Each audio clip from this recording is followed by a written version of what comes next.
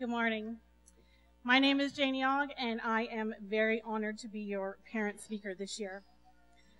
When I first sat down and started writing my speech, I was trying to think of a good introduction. I could tell you that I'm a nurse, that I'm a doula, that I'm a kid center advocate, would be putting it very lightly. But my main job, my best role, is mom, and I am the extremely proud mom to Ainsley. Ainsley is 7 years old, soon to be 8 at the end of the month, full of life, love, and laughter. And if you've had the pleasure of meeting her, you know she has a personality that is larger than life. She does everything big, in her way, and if she can manage it, on Ainsley time. The day she was born was definitely one of those moments. She came in a hurry and in a big way and almost 2 months early. And my world forever changed. She isn't breathing. Those are not the words that you are supposed to hear. It's a girl. Congratulations. Here is your baby. Those are the words that you are supposed to hear. She isn't breathing rang through the room. I saw my newborn daughter for 2 seconds. I never got to hold her. I didn't get to kiss her face, count her fingers and toes. It was like someone had pushed the fast forward button on everyone around me and just paused me. The flurry of activity around me was mind-boggling, and she was whisked away, and I didn't see her for 2 hours. And the next time I saw my new daughter, she was attached to tubes, wires, and monitors, but she was breathing, and she was here.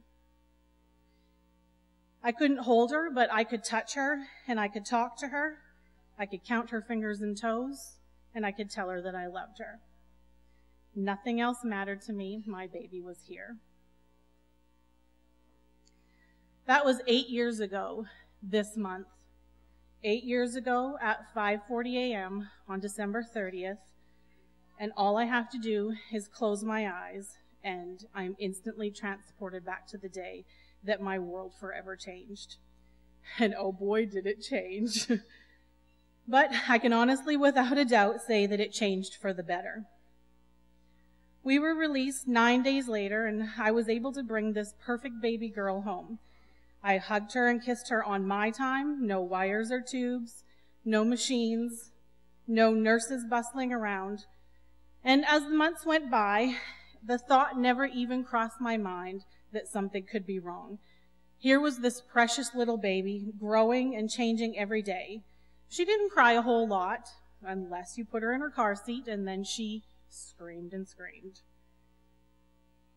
I asked around to different people and what they thought it could be. Some said, some babies don't like to be put in their car seat. I asked her pediatrician, and he said, oh, she's just spoiled. She just wants to be held.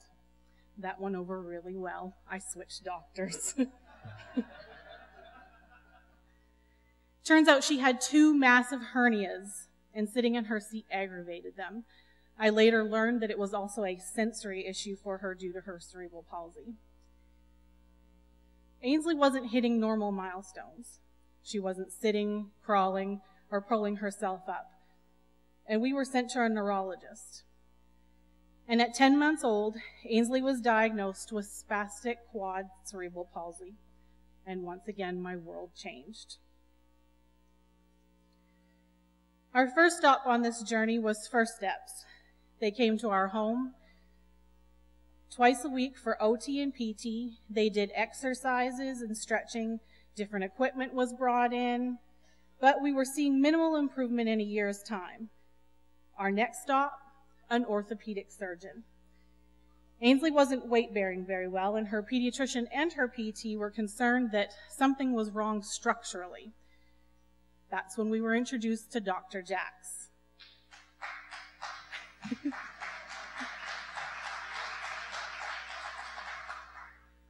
And I remember sitting in her office, and she was looking at an x-ray of Ainsley's hips and legs, and I blurted out, "Will she walk?" And in a way that truly only Dr. Jax can do, she said, "Probably, one day, with help. But I want to do a surgery first." And then she explained to me in detail exactly what she wanted to do. A bilateral hip osteotomy, which pretty much means I want to cut your child's femur and hips and reshape them. I am pretty sure that I had a look on my face that she was off her rocker, because she said, "Don't worry, because it's going to help, and I'm going to send you to a place, and it's called the Kids Center.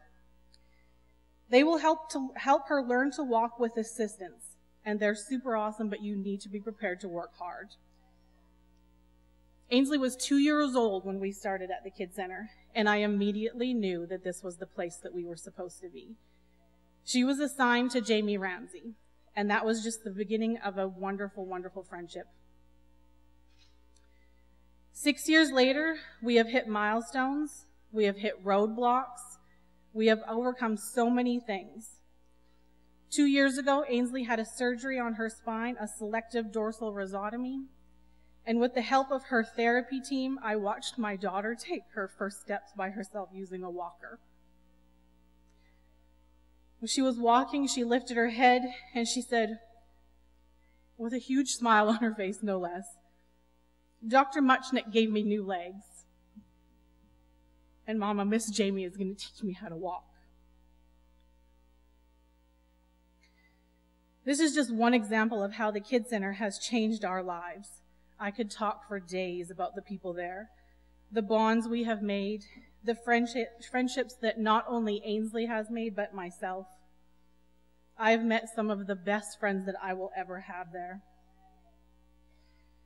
Jamie is still Ainsley's primary therapist. She also sees Julie Massey, who is also her cheer coach with the Firecrackers.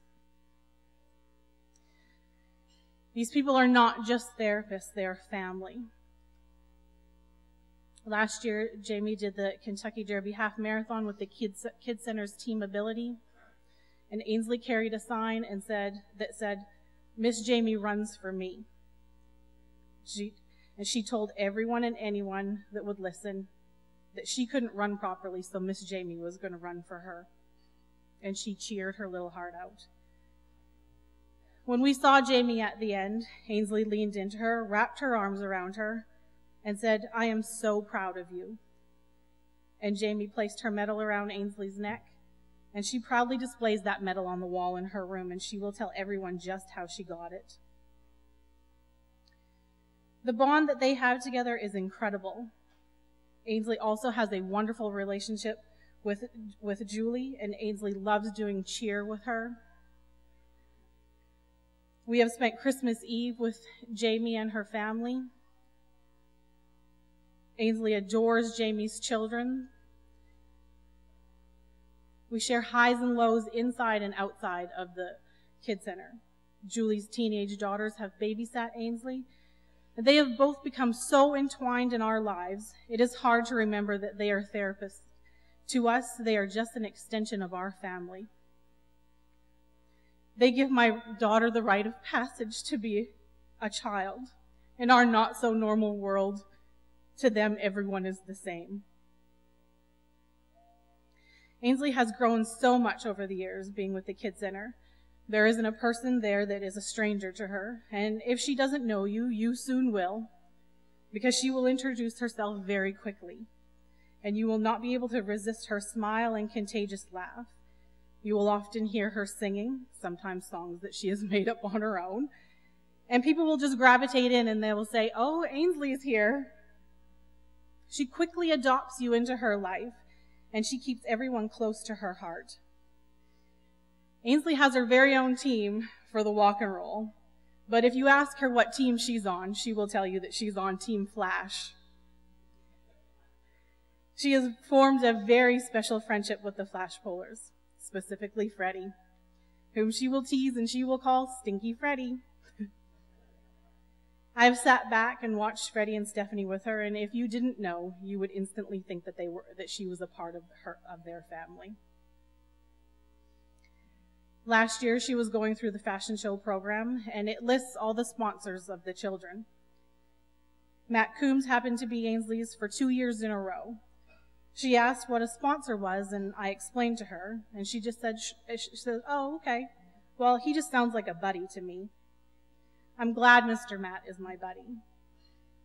Ainsley was the first person that Matt met when he came to the Kids Center, and very quickly had him wrapped up, just like she does with most people. After receiving her laptop last year, she now calls him her Toshiba buddy. Going most places with Ainsley is what I imagine it would be like for Norm to enter Cheers.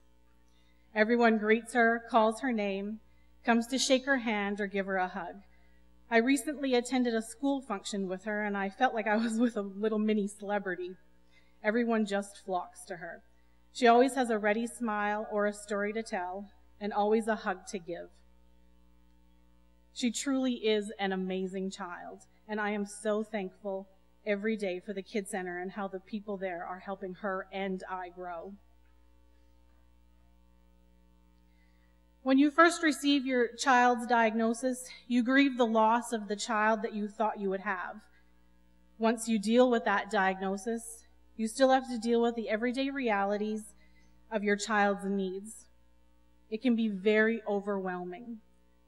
One of the worst things a parent wants to hear aside from receiving a diagnosis is, "I'm sorry, your insurance doesn't cover that. I'm sorry, we don't accept that insurance." I have heard those words, and the feeling of dread has washed over me. "I'm sorry, we can't bill your insurance, but," are the words that help restore my faith in humanity. But we do not turn away a child with needs. We do not turn away any child that can benefit from our help. It is so expensive to raise a child with disabilities. And for there to be a place that everyone can go to, a place that is available for everyone, where you know your child will not be turned away, is extraordinary. If you want your life to be vibrant, you need to embrace passionate causes. The Kids Center is my passionate cause. Some people spend their entire lifetime wondering if they have made a difference in the world. The folks at the Kids Center will never have that problem. So if you haven't yet, go for a tour, see the facility, and meet some of the bravest kids you will ever have the pleasure of meeting, and see some of the people that help them be just that, kids. Thank you.